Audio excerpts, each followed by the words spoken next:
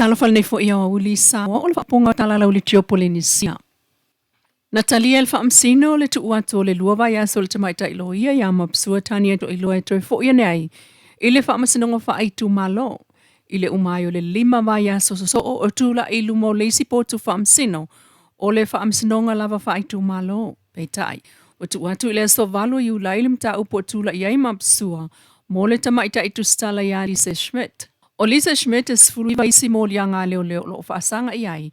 E so tanga ile tusi na ia whaia maabatu ile ofisa o leo. O le tusi na ave le ofisa lo ia sili ma le fionga ile au le malo.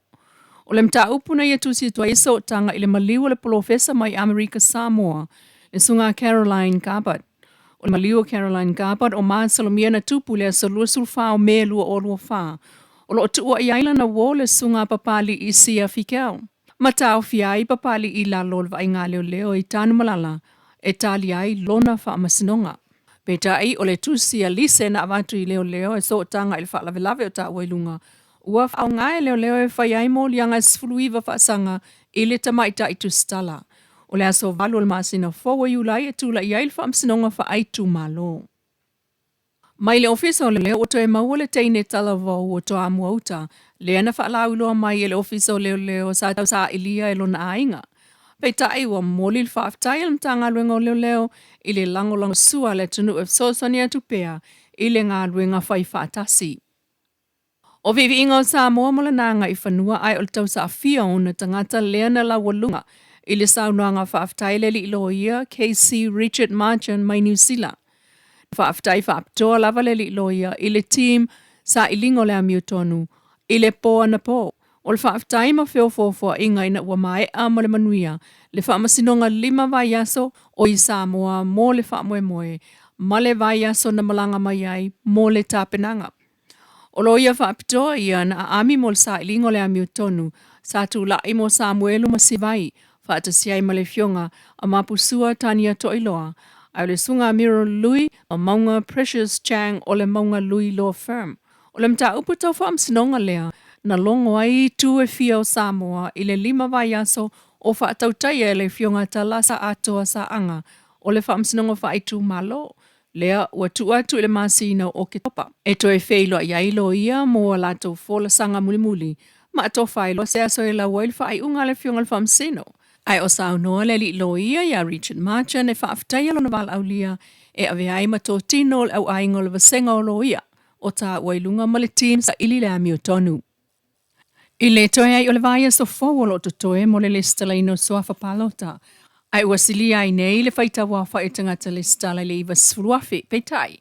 O mai ta wina fo le siti o soafa listala mai lungo Facebook. Ai sili ai le afa o nā tangata listala online e le o whaamaliaina. Ina ua mai ta wane. Mai le ono afe 5 se lau tolu lua tangata listala online i Samoa. E whaafe lua se lau tolu fito o nā le stala ele o whaamaliaina. Whapena fo i le stala online mai whafo. Mai le lua se lau walu sfulu tāl sanga na mai lua se lau tolu i la tau ele whaamaliaina. Ua si ita ia tuai nei, ile se fulu ta siafe, whaasfulu iwa tangata na le stala mai online peitai. O le whaafe se lau fito sfulu na le stala, e le o whaamaliaina tuunga e le sitalai online. Sau no le fionga le komsina lo visa palota le sunga to le Fort John Stanley e mana o mia le atoma le wha maoni o le wha tinonga le stala e a nga iane iai. I sa vai i sa le longa upolu le falta aloitrona i mato ma le portofono le tate i songi ma le ofisa palota i mulinuu o le aso FOU i ulai. Aso foraile le vai as FOU e wha angatai le stalo swafa mo le palota. O toi tu ua tue le wha amsinonga mawalunga i le asonga fua tolu sfulu iuni. Le mata upe so tanga il whaonga ino le anga ese toi vala awai. Ina ua tūlai le tama o le whanau na afia. Mata ul whaamsino e na te le talia ina le whaatu e senga. Ale aingo ale fongaa tolu 5 tausanga wa maile. O ale fongaa o tua ia ilo na whaonga se anga ese na whai na i tamaiti to lua. Se fuluiva tausanga ma le sfulu tausanga. Lipo tia le tātou pa anga tusi tala na sao wha ia i tutono le pontu whaamsino. I le taimi o le mta upun tāl sanga le tinao ale fongaa. Mo se awa noa e tatalai i tualan tama. E le se wha moe moe i ailu lātou ainga. Mai ua uma o na wha atu ese i le ainga o tamaiti, ua uma fo i o na whai ala lātou sala i le nuu. Mai sao o lava fo i le ainga o ta maiti nā whaina. Peta eina ta ua tu ele tama mai le tu o le whanau nā afia. E o atu le whaato e senga lea e na o le tina matu o lo lato ainga na maua atu i le whale.